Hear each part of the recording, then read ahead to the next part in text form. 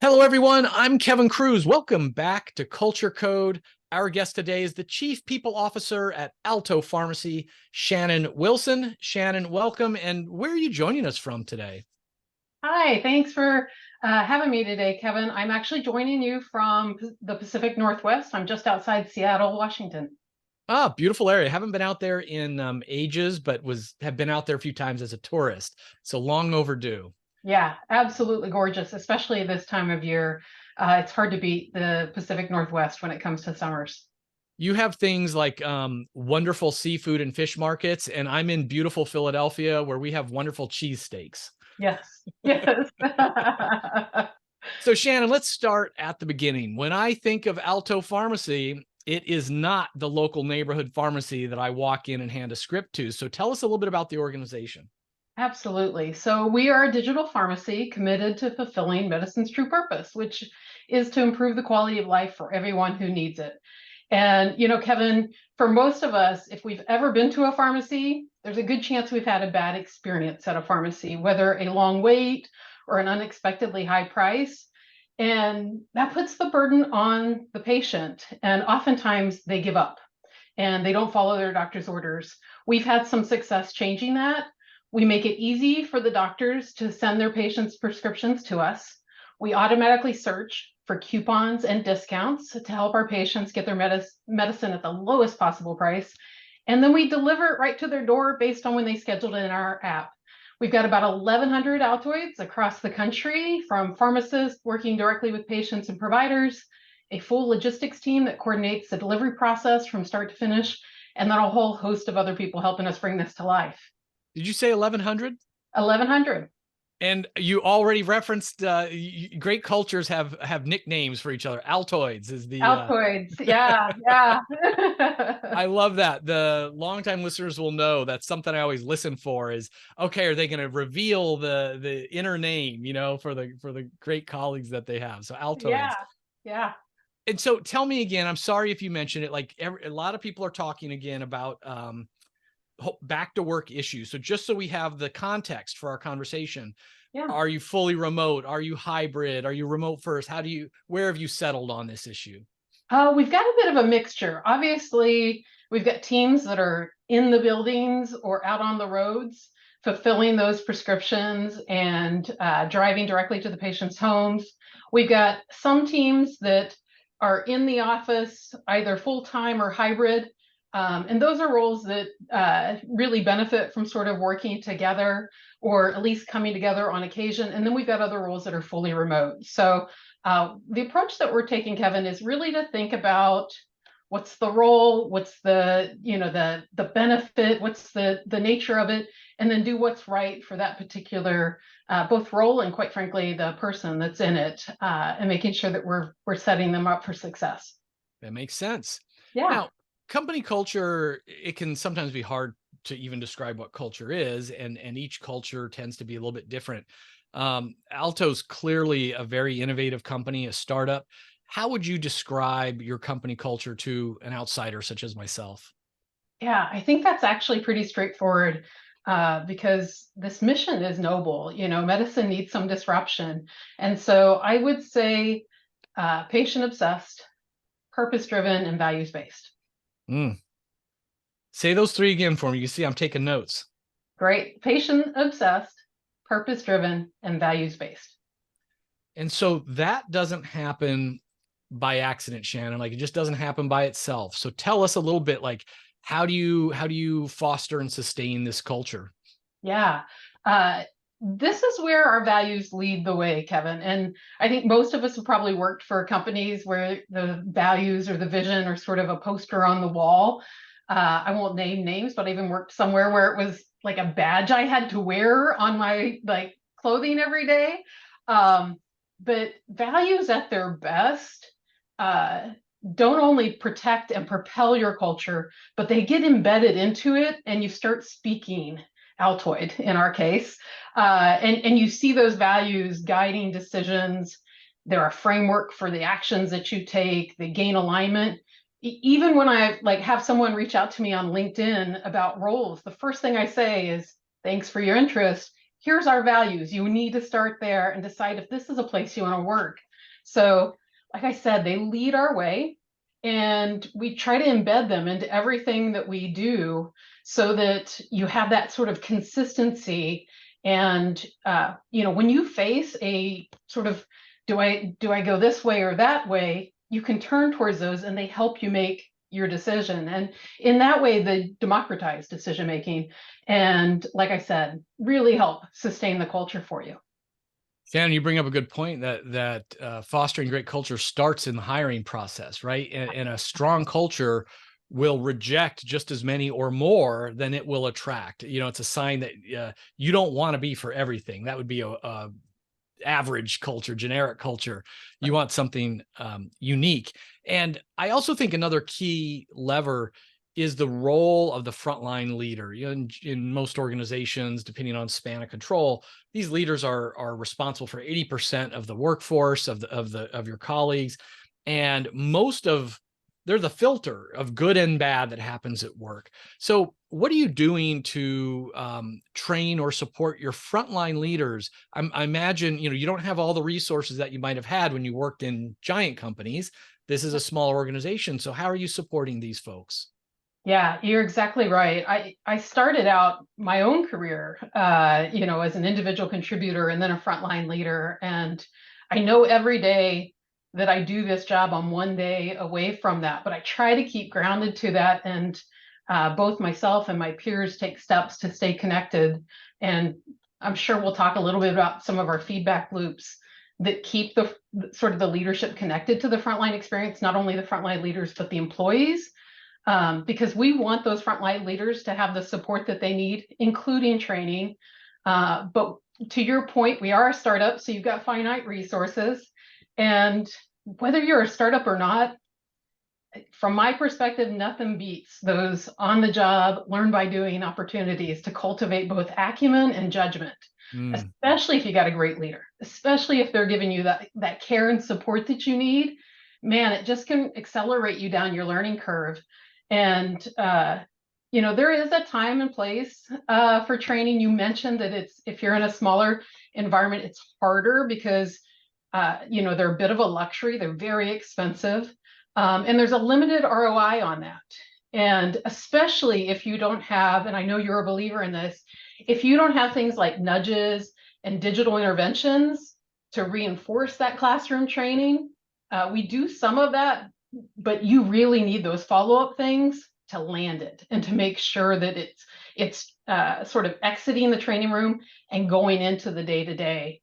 And so we do some of that, and then we do something we call teaching at scale, which is looking at our operational cadence and our processes to say, what do we do on what day and who is part of that process? Because there's so many opportunities to learn if you do that. I think about one of the ones that this is something that I first learned when I was leading a tech team, which is the cause of error, or the COEs, tech folks will say. And that's when they have something go sideways, they'll have this whole review that goes sort of 5 whys into what happened. And then they come back once they've got that fully documented, and they bring in their entire engineering team and take you through everything that happened. And they talk through what they think went wrong and how they could have avoided it and how they're going to avoid it in the future. That doesn't have to just be limited to tech. You can use that anywhere. And in fact, we just used it in operations not too long ago. We had one of the facilities that we have a pharmacy at, that broader facility actually had someone come and do some damage. They were trying to get into not our building, but one of the other buildings. And they damaged the power on us, and they damaged the AC on us.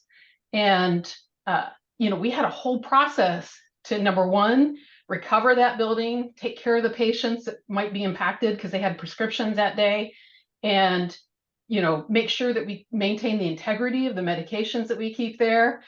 This was in a southern state, and so super hot, and you've got meds that need to stay at certain climates. And man, that event, Kevin, that was just filled with learnings and lessons. And when we got done with that event, our supply chain officer, he took time to actually pull together his team, including those frontline leaders that may face a similar situation in the future.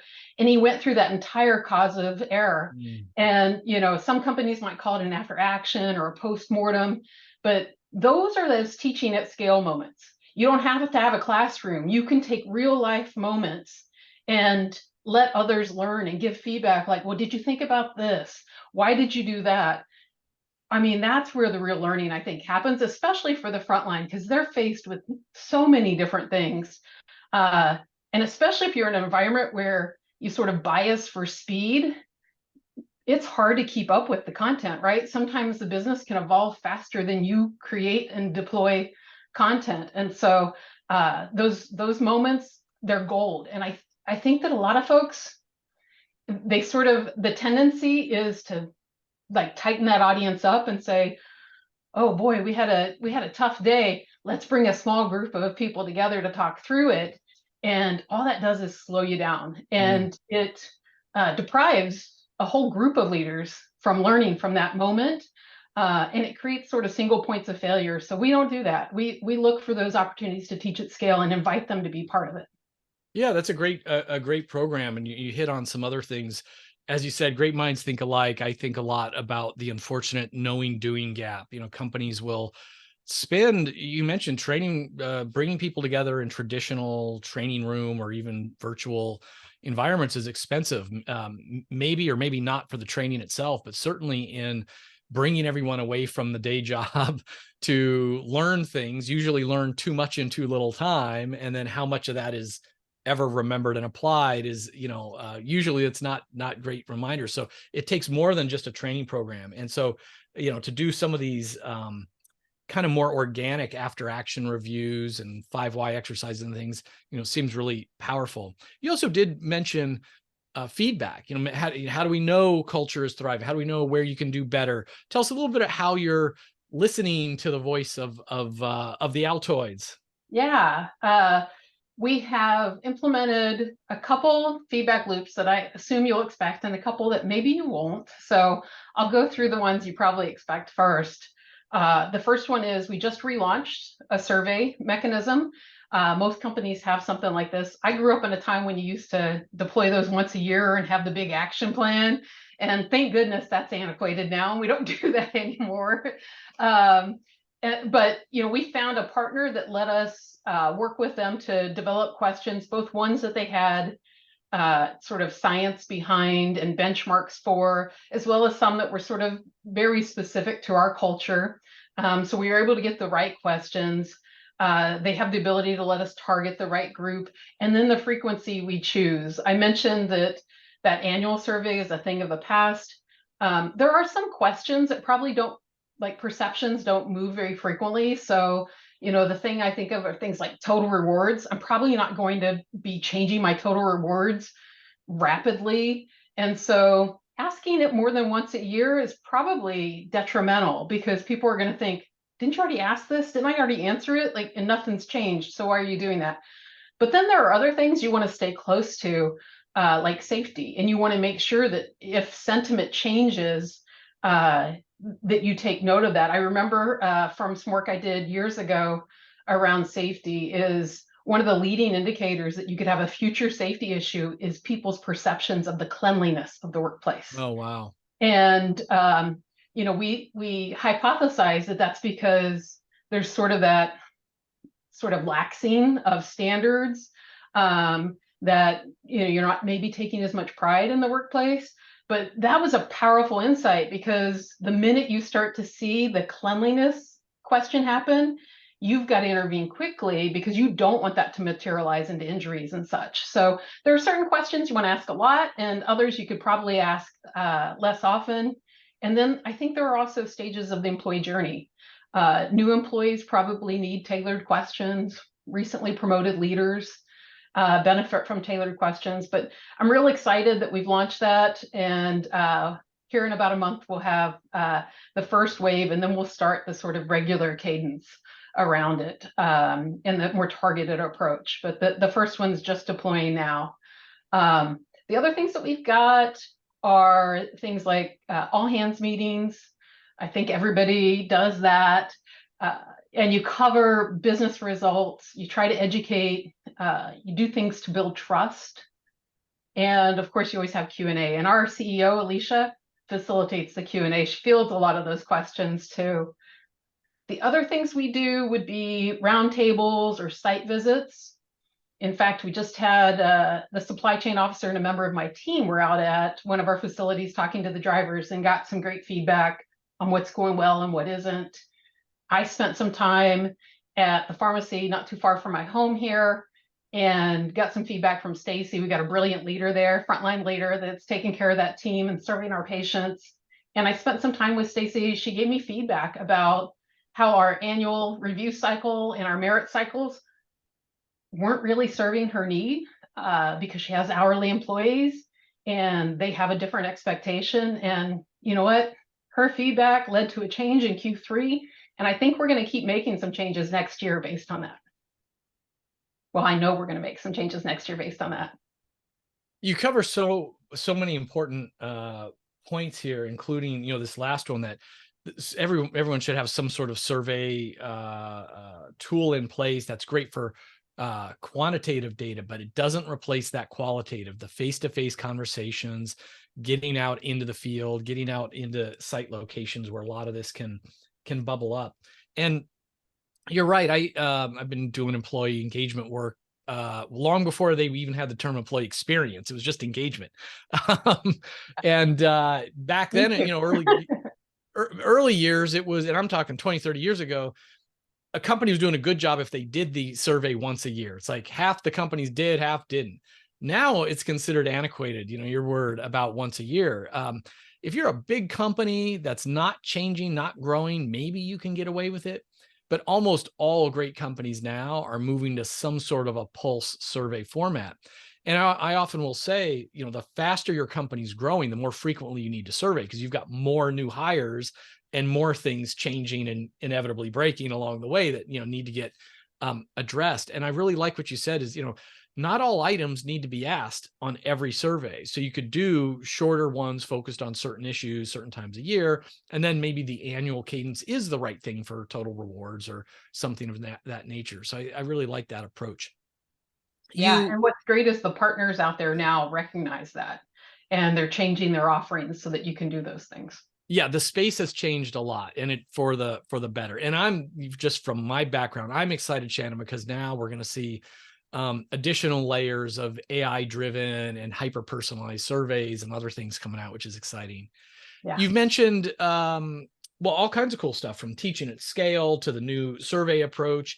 But is there any special initiative related to culture that you're most proud of, or you're just really happy with the results that you want to share with us? Yeah, there's a couple that come to mind, and they're actually feedback loops that maybe you haven't thought of. The first one, we call it the voice of the employee, or the vote. And the way this works is employees can submit a question, a concern, feedback, even recognition, and it goes out onto a board, and a member of the leadership, could be a frontline leader all the way up to a member of C-suite, responds to it. And they get to see not only their question, but the answer and who answered when we do that. It's visible to our entire company, so all employees can read it, because if you have a question, I probably have the same one. So why not share them with everybody rather than just making it, between the person asking the question and answering it. And we get that out there. And what's great is it creates this conduit between the senior leadership and the frontline experience, because you got to keep that sort of visceral connection to what's happening right there at the front line. The other one that I would say, Kevin, is something we call the Alto Spotlight. And this came to be, I was talking to Alicia, and she shared a story with me from her time when she was at General Motors.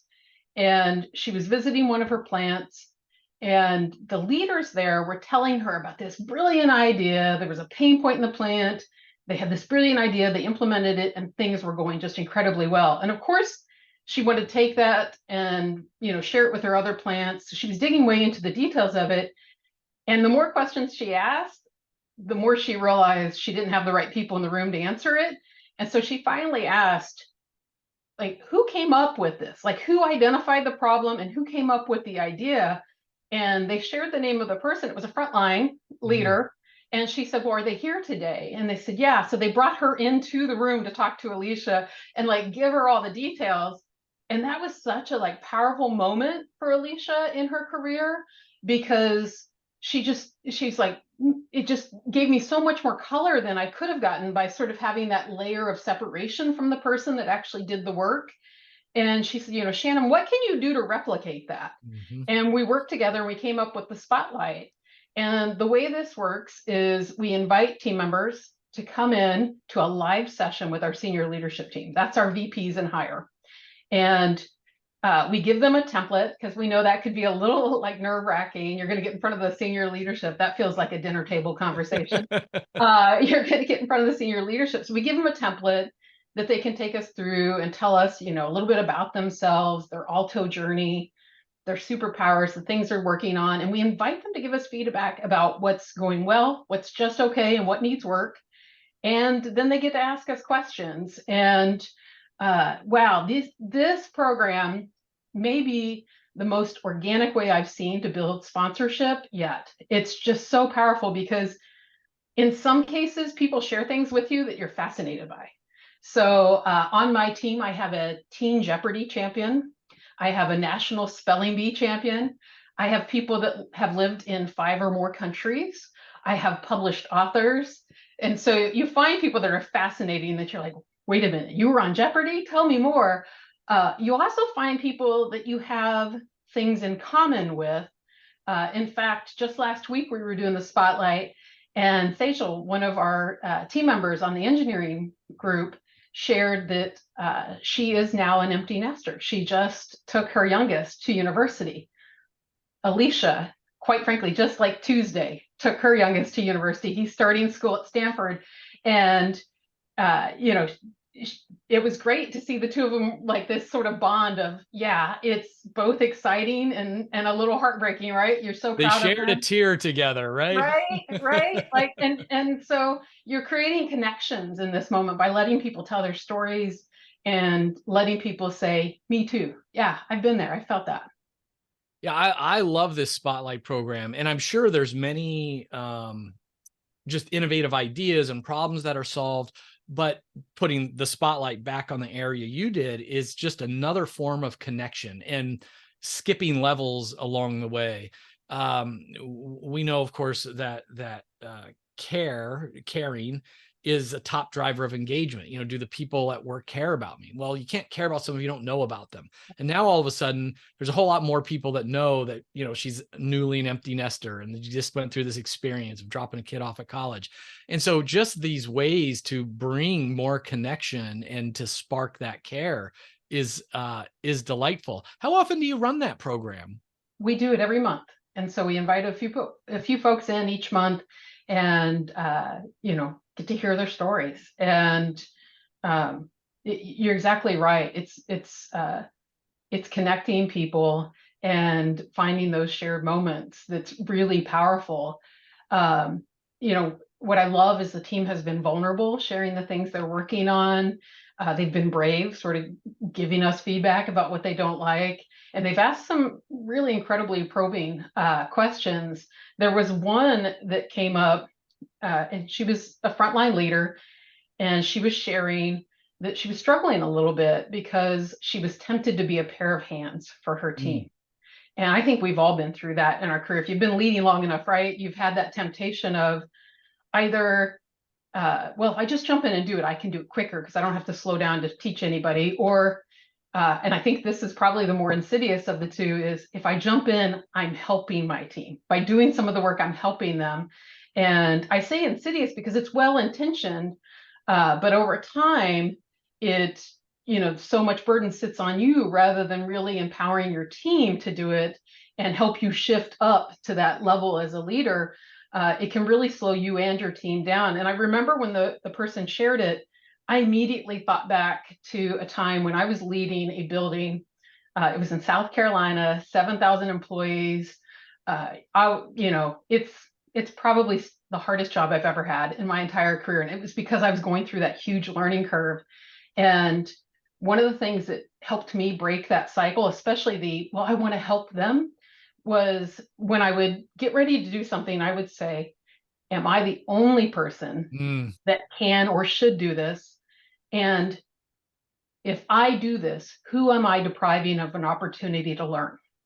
And that broke the cycle for me. Was, man, now I'm not helping them, I'm harming them because I'm depriving them the opportunity to learn, and far be it from me to do that. So I shared that with her, and she reached out afterwards and said, wow, that was so powerful, because you're exactly right, I felt like I was helping them, and in some ways I am, but I'm also hurting them a little bit because I'm not taking the time to teach them and let them, learn and grow. So there's just Incredible these moments example. that are great, Yeah. right? Oh, incredible example. And I'm sure there's a lot of us listening to this story who kind of twinge, realizing our own micromanaging natures, which isn't always for bad reasons. Not that we don't trust people. It's not that, we are picking apart their work. Sometimes it's because we think we're being helpful, or, if we settle down, we realize, okay, like it's how I feel valuable, or I want to superhero it myself. I feel good. I saved the day. And we're actually harming the development of the team members when we're jumping in that way. It's a good You're reminder. exactly right. And I'm going to date myself here, but you don't want to be Mighty Mouse. And, here I come to save the day. Like, that's not who you want to be. Yeah. But it's so tempting to do that. And you can often rationalize it, really well-intended efforts there. But that's why I had to find a phrase that helped me break that cycle. And it sort of like shamed me into doing the right thing, for lack of a better word. Um, Yeah.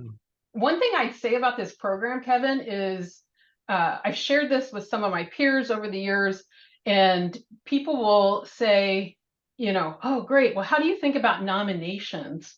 Or do you restrict it just to your top performers? And I would caution against that, because things like ratings, we know that it's really hard to keep bias out of ratings. And in these cases, you want to build connections to your entire population, and you want to hear all voices. And so, resist the urge to do that. And if you're going to be targeted at all, think about more in the line of sort of populations. So, for example, a few months ago, I had a handful of new leaders join, and I wanted them to learn sort of Alto history and how we do things quickly. So I invited the talent spotlights for a couple months, were long tenured team Mm. members. And so I wanted them to hear not only all the expertise that those people had, I wanted them to connect with them, because they were probably going to be like the smartest person in the room for them that they could lean on and ask questions for. And I wanted them to stay connected, because as these leaders were coming in and implementing things, or if they had ideas, they needed to keep an ear to the ground on the experience of the tenured leader. So if you're going to be targeted at all, think about it more that way than sort of restricting it to some sort of nomination process. You certainly can't, but I think you've got a little risk that you could embed some bias in, and you'll miss some important voices.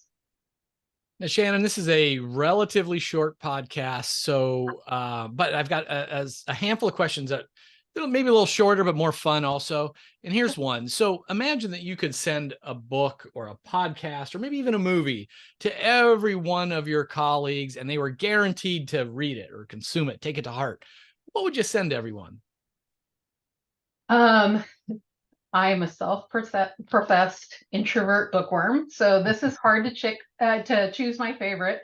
But I would share one that shifted my thinking and that I think reflects the brilliant Altoids I get to work with, and that is Surely You're Joking, Mr. Feynman, Oh, wow. Adventures of a Curious Character by Richard Feynman. So I don't know if you know him, but he's a Nobel Prize-winning physicist. And one of the things he's most remembered for, there's a lot of them, but is this idea of the freshman seminar. And what he says is, uh, if you're going to really understand something deeply, then you have to be able to convey it in plain language to a smart novice. Mm. And that's why the freshman seminar, sort of a freshman in university. If you can't teach a freshman seminar on this, you don't really understand what you're talking about. And that transformed the way I thought. And so it was a really powerful, it was a fun read, but it introduced me to this character that I just had to dig in and learn more about. And I've read a lot on him, but, he was highly intelligent, endlessly curious, and seemingly fearless. And that just fascinated me, and I found it entertaining. So for my team, I would share that with them because I would use those same adjectives to describe Altoids: intelligent, curious, and fearless. And I think they might have a good time reading it. I love that. I actually, my last book just came out about a month ago, is about goal setting, sort of the do's and don'ts or the pros and cons. And I write about Feynman because he was incredibly accomplished. And yet he was not one to necessarily set a specific goal. He would just chase his curiosity. What is he curious about? And he would go chase that, and great things would happen. And so for all the people that we could say, oh, they wrote themselves $1 million check when they were poor and then they got their $1 million. There's many more who got their $1 million just by chasing what they were curious, what they were passionate about. I love that book and example. Here's another one. What's something you know now that you wish you knew when you first became a chief people officer? Write yourself like the letter to the younger version of yourself. What would you say? Hey, here's a warning. I would hand myself a beginner's guide to startups. I've been part of large consumer organizations that spin up new business lines. And we used to say, oh, we're in a startup environment, but you're not really in a startup environment when your investor is your boss. It's not until you're sort of out there existential making a go of it. And I tell you, I spend more days asking myself, is this normal? In fact, I don't think I've asked that question as much since I was a teenager. Like, it's just all the time when you're out there in a startup world, there are just odd moments that you're like scratching your head, and you got to decide which way to go. But there's also a lot of great things about a startup. And if I wrote a book, I'd include things like, if you choose to work in a startup, it's special because you get to wear multiple hats. There's so many on the job learning opportunities. I mean, it just opportunity abounds. And the influence and autonomy is markedly different than in an established or bureaucratic environment. That's great. That's great. So think about the second to last question. We're speaking now, we're getting into Q4 of 23. So you're probably starting to think about your 2024 plan, or maybe have a draft. What are some of the priorities or focus areas for you and your team? Yeah. So we're at a really exciting point in our history, in the fact that we've got a line of sight to sustainable, to fully profitable, which is a big milestone for a startup. And so there's a lot of these moments where we're either looking at the way we've done things or the way we do things to say, is that a sustainable business model? And if not, we're refining that. Or we're saying, is that scalable? Meaning, if we hit that milestone and suddenly accelerations happen and we suddenly like scale up, are we ready for that, or our system's going to break? So both through the end of the year and early next year, I expect to be spending a lot of time on foundational things and making sure that we go back and inspect them to say, are they ready for the pressure of scale? I love it. So what excites you most about the company right now with everything going on? What are you most excited about? Well, I'm excited that we have several key partnerships that we've been working for. In fact, there's a couple that we just recently finalized with our partners. We spend a lot of our time in the fertility space. A lot of our patients are struggling with fertility, and they come to us as they're working with their doctors on that. So Carrot and Future Families are two that are helping people through that time. We've got other partnerships like Progeny in that space. And there's others that we think we're going to be able to announce in the coming weeks and months. And this is really exciting because I mentioned we've got a lot of Altoids that are fully dedicated and believe in this. And landing those agreements, those partnerships, is going to introduce just a host of new patients to Alto and see what's possible in the pharmacy space. Shannon Wilson, Chief People Officer at Alto. Congratulations on all the great work, and thanks for spending time with us, sharing some of your wisdom today. My pleasure. Thanks for having me, Kevin. I really enjoyed it.